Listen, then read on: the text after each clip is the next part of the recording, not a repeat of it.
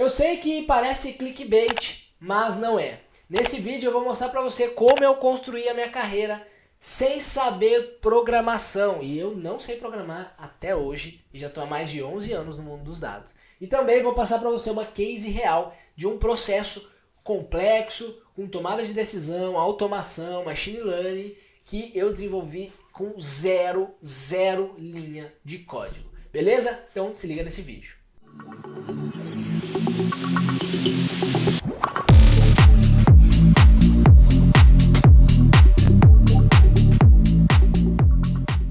E aqui eu tenho dois recadinhos para você, tá? Se você quer entrar no mundo dos dados, se você quer aprender mais sobre essa área, chegou a hora de você fazer isso. Nós vamos estar com um evento do dia 27 a 30 de junho, o Vencendo com Dados, onde eu vou ensinar você a como entrar no mundo dos dados, a como se desenvolver, a como desenvolver essa habilidade em você com os dados do mundo digital. E no evento eu vou passar para você as oportunidades do mundo dos dados, tanto no off quanto no on.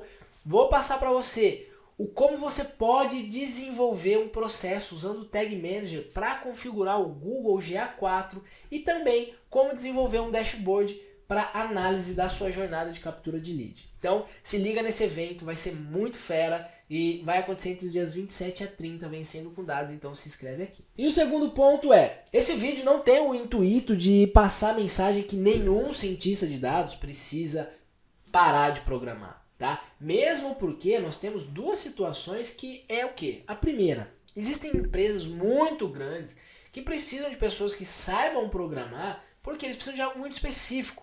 Eles precisam de uma linguagem de programação muito específica, tem alguém ali que quer desenvolver uma solução dentro da empresa, tem um software já embutido. Então, os cientistas de dados aí eles vão entrar e já vão deixar os algoritmos dentro do CRM. E também tem outro lado que as ferramentas de low code nem sempre são tão baratas assim.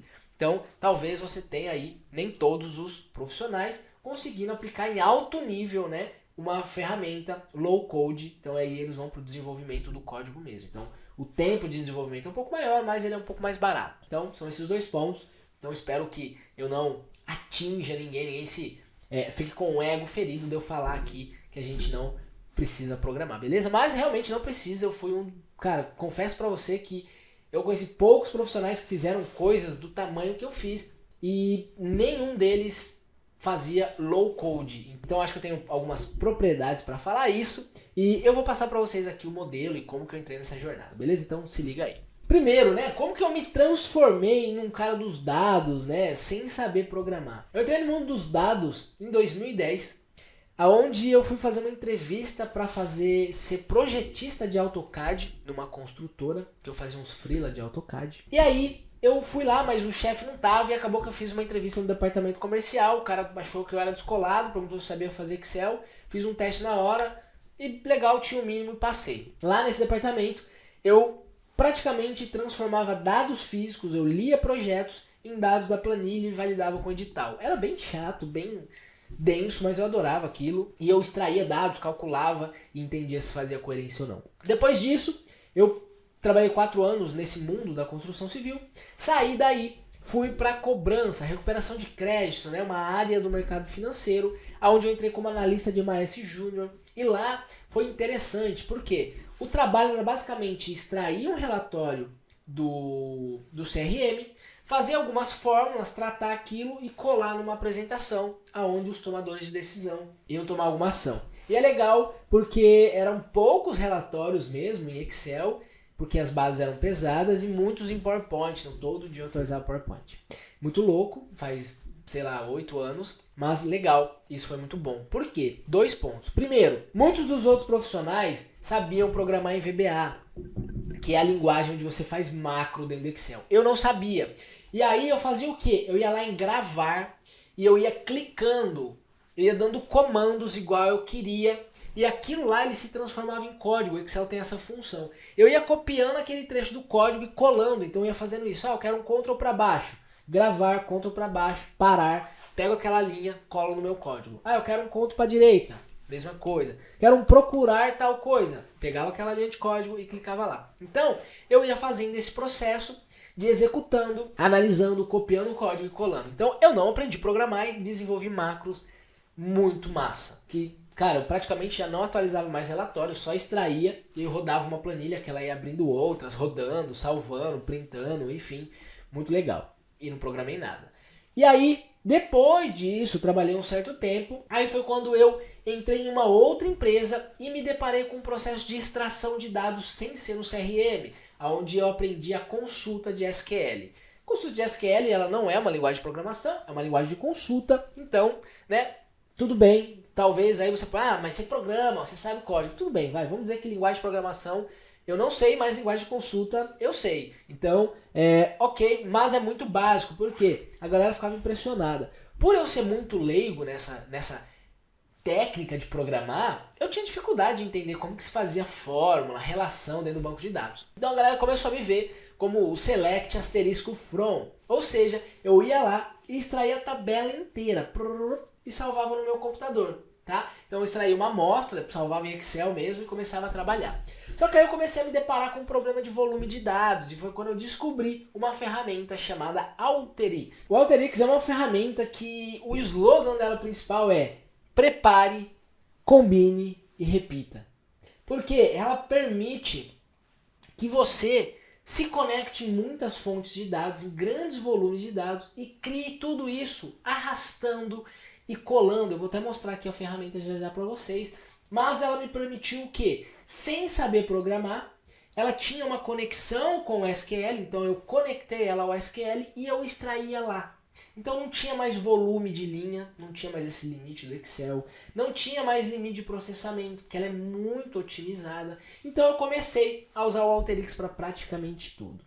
Então, até aí eu não precisei nenhuma linha de linguagem de programação. Até mesmo quando tinha programação, eu dava um jeito de copiar e colar o código. Então não tem o que fazer. A gente vai se virando como pode. Meu objetivo nunca foi ser um programador, mas sim um cara de dados, um cara do negócio, um cara que ajuda os resultados diretamente. E qual foi uma case que eu acho muito legal de dividir com vocês? Eu vou apresentar minha tela, então se liga aí como que ficou. Bom, se nós formos pensar na linha de dados, como que o processo se constrói, nós temos um problema, tá? Depois a gente estuda esse problema e encontra uma causa raiz, a gente extrai os dados, a gente explora e trata esses dados, modela, ou você cria um gráfico para avaliar aquilo, uma planilha, enfim, precisa compreender aquele cenário. Você cria alguns algoritmos de machine learning que você vai aprender, vai criar padrão, vai preparar ele para ele ser executado e tomar decisão.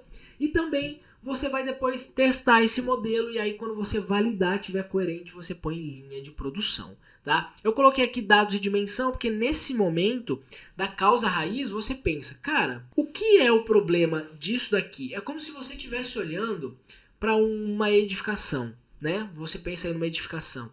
Pô, se a edificação, aquele prédio gigante, ele é baseado em 8 pilares, se qualquer coisa que acontecer ali, se ele começar a ceder, pô, você sabe que o problema está ali em algum daqueles 8 pontos. Porque aquilo é a única coisa que está segurando o prédio. E é exatamente assim que eu vejo um problema. Ah, Fernando, pô, a minha página está tendo muito acesso e não está tendo venda. Mesma coisa, cara, o que influencia diretamente aí? Né? Quais são os pontos que influenciam diretamente? E aí você entende. Ah, é a campanha X, é o CTR, é o volume, é o tempo de abertura de página, enfim, são vários fatores que aí você tem que identificar mesmo para poder ir para a causa raiz. Então, pensando nessa estrutura aqui, qual é o exemplo que eu vou passar para vocês, tá? O problema era, lá no mundo da cobrança, como que funciona, tá? Só uma visãozinha bem rápida para vocês de como funciona a cobrança.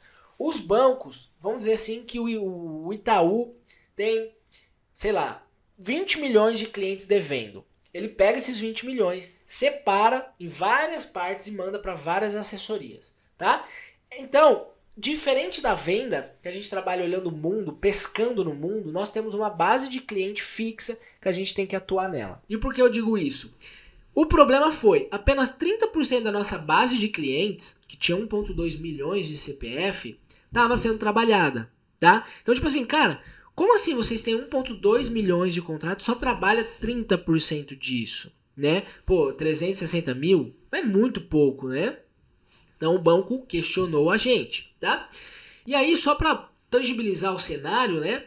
Nós tínhamos 1,2 milhões de CPF, um time de 100 pessoas, de operadores mesmo, alô, alô, alô. Cada operador, ele recebia de 100 a 120 ligações, tá? Nem todas vai ser um alô, nem todas vai ser um negócio, mas realmente eles recebiam de 100 a 120, tá? Por dia. E nós tínhamos mais de 200 mil tentativas, tá? Porque você tem que imaginar que você tem a tentativa, aí você vai ter o alô, você vai ter o direcionamento para o operador e aí você tem o negócio. Então, a gente atuava aí quase 250 mil tentativas. E era isso que o banco queria. Ele queria que nós, pelo menos, tentássemos em toda a base, não só em 30%. Aqui tem um detalhe importante, porque no momento em que esse problema surgiu, o gestor operacional, o que ele quis? Cara, a gente precisa contratar mais pessoas, não está sendo suficiente, a gente tem que ter um time maior. E mais pessoas é margem menor, né? Principalmente nos 3 primeiros meses, que eram os meses de experiência de um operador. Então, não era muito legal, e aí o que eu fiz? Eu fui estudar o problema. Então, o que eu fiz? Isolei um único mês, tá? Fui lá e peguei um mês exclusivo, extraí no famoso Select Asterisco From, extraí todas as discagens que nós fizemos, tá? Tinha lá o CPF, o horário que foi discado, o telefone do cliente que foi chamado, se teve um alô, se não teve, se o operador fechou o negócio ou não, tinha todas essas informações. E aí eu processei isso no Alteryx e identifiquei uma oportunidade. Nós estávamos acionando sempre os mesmos clientes, tá? Por quê? Se nós discássemos para mais cliente, nós conseguiríamos atingir os 160 mil, 1,2 milhões, em coisa de 6 dias, tentando, tá? Porque o banco fala, eu quero que você fale com o cliente. Não, ele fala, cara, eu quero que você tente, pelo menos tente. Então, nós identificamos que o problema não era pessoas, mas sim o como aquele processo acontecia. Como que as pessoas estavam selecionando os contratos dentro do CRM e subindo isso na ferramenta de discagem para cá e para a operação. E aqui que vem a grande oportunidade. Então, eu já identifiquei o quê? Cara, o problema não é pessoas, mas sim o que está subindo para essas pessoas atenderem. Foi aí que eu contratei 60 robôs, tá? A gente fez uma contratação de 60 robôs, e esses robôs eram aqueles robôs que tinham uma conversa, então ele entrava com você no alô, e aí quando você conversava com eles, confirmava, enfim, ele direcionava você para um operador. E aí o que a gente fez aqui? Nós clusterizamos a base, que era bom ou ruim. Como a gente fez isso? Os caras que são bons, eu separei, tá? Eu coloquei num canto, e os caras que são ruins eu coloquei em outro, tá? E aí, como que eu fiz esse processo? Esse processo ele pegava todo mundo que era bom, eu mandava direto para a operação. Então, tipo, era um volume bem pequeno, então eu já mandava direto para a operação. E o volume que não era tão bom assim, que eu precisava pesquisar, eu mandava para os robôs, que ele selecionava e ia para a operação. Então, o que eu fazia? Os robôs trabalhavam localizando pessoas, e depois que localizava, ele direcionava para os operadores. E depois que direcionou uma vez, no dia seguinte, aquele cara ele sai do bloco ruim e já vem pro bom, né? Então, eu ia alimentando, eu ia filtrando. Então, os robozinhos iam trabalhando e ia tirando do montinho ruim e colocando no montinho bom. Então, a ideia é que esse monte, que era muito maior, fosse diminuindo. E aí, validei, funcionou, testamos alguns dias e deu certo. Aí eu fui para a parte de automação. Por quê? O processo acontecia todos os dias. Todo dia cedo, 6 horas da manhã, o meu robô trabalhava. E ele disponibilizava um arquivo na pasta do funcionário que era responsável por subir e fazer a estratégia rodar. E é legal que todos os dias ele lia o que aconteceu no dia anterior e aí ele colocava aqui, tipo, ordenando, por exemplo, ele classificava. Quem é bom vai para um lado e quem é ruim vai para o outro. Dos que são ruins, eu ordenava esse cara por defasagem, que é o quê? Quanto tempo eu não falo com esse cara? Ah, nunca falei? Prioridade máxima. Já falei algumas vezes? Vem pra cá. Pô, já falei há 30 dias? Vem pra cá. Há 28? Vem pra baixo, entendeu? Então eu ordenava e ia pegando sempre o cara que eu tinha falado há mais tempo. Essa medida fez, de um mês pro outro, nós saímos de 30% para 97%. Foi gigantesco a evolução. O banco falou, como vocês fizeram isso? Aí a gente falou, a gente tem um processo sólido de dados aqui acontecendo, tá? E o que é interessante aqui nesses pontos? Primeiro, os operadores tiveram um tempo de atendimento maior, porque parou de cair coisa ruim, começou a vir mais alô. Então, automaticamente, esse processo mais inteligente aumentou o nível de atendimento dos caras. Então, tipo, o tempo médio de atendimento, TMA, era menor, porque tinha muita ligação ruim, agora aumentou. Outro ponto, Aumento no volume de negócio, porque o robozinho tá achando mais pessoas que nunca foi localizada e mandando pro operador, o operador negocia e sai mais negócio. O percentual de localizados aumentou, consequentemente, e o faturamento indireto também aumentou. Por quê? Às vezes a gente liga pro cliente, o cliente fala, eu dívida? Pô, como assim? Eu nem sabia, vou no banco. Aí o cara vai e paga no banco. Então a gente estimulou e o pagamento é indireto. Então só teve ganho nesse processo, teve coisa ruim, né? E isso é muito importante quando você está falando de dados, de negócio. E a ferramenta é essa daqui, ó, tá? Ela assusta um pouquinho, mas é interessante nós entendermos. Então, por exemplo, ó, aqui eu tenho uma base de dados, ela se conecta. Aqui eu trato os dados, ó, entendeu? Então os dados ele entra num formato string, por exemplo, e ele sai já no formato ideal. Aqui eu faço tratamento de data. Então a data entra como uma string, por exemplo, eu converto ela em uma outra data, tá? E aí aqui a gente vai filtrando. Então, por exemplo, aqui, ó, eu coloco um filtro, ó. Se eu quero pegar um processo, ó, eu coloco o produto é igual a sabedoria? Sim, então ele vai para cima. Não, então ele vai para baixo. Tá vendo? Então, ao invés de eu fazer um select e tal, eu venho colocando aqui e o fluxo vai acontecendo. Então aqui, por exemplo, eu tenho base da Hotmart, aqui eu tenho base de lead, aqui eu tenho base do Active, enfim, aqui eu tenho um monte de base. Essa ferramenta é genial. Se você quiser mais conteúdo sobre ela, deixa aqui nos comentários, inclusive. Então, como que aconteceu tudo isso? Eu desenvolvi um processo complexo, desenvolvi um robô, ele tomava decisão porque ele usava o que aconteceu ontem para mudar o cenário de hoje, tá? E aí, o que ele fazia? Ele ia automatizando um processo que, se fosse fazer na mão, cara, eu nem sei se eu conseguiria fazer. Então veja que em nenhum momento eu desenvolvi uma programação, eu abri um script de Python, eu pedi para o desenvolvedor criar alguma coisa, zero momento. Zero, não existe isso. Por quê? Todos os processos aqui, eles são independentes da necessidade de eu programar ou não, porque é tudo low code. E aí, fez sentido para você? Mais ou menos, não acredita muito na solução? Mas eu confesso para você que isso é uma das coisas mais incríveis que eu vivi na minha vida, conhecer essa ferramenta. Ela é concorrente do Pentaho, mas um dia eu até posso fazer aqui um Alteryx versus Pentaho, mas nós já pagamos uma consultoria, um alto valor para ele simular o mesmo cenário nos dois, e o Alteryx deu de lavada no Pentaho, tá? E se você quer começar nesse mundo low code, eu tenho uma oportunidade maravilhosa para você, que vai ser o Vencendo com Dados, que eu falei para você lá no começo, porque a gente não ensina programação, mas eu ensino você a trabalhar com dados no mundo digital, com os dados reais. Você vai aprender a desenvolver dashboard, mapear negócio, compreender dados, extrair dados do Facebook, do Google Analytics, enfim, um universo de coisas. Beleza? Espero que tenha feito sentido para você. Se gostou, deixa aí nos comentários. Não esqueça de se inscrever, dar like, siga o @eu.galho também lá no Instagram. E a gente se vê no próximo vídeo. Valeu, um abraço!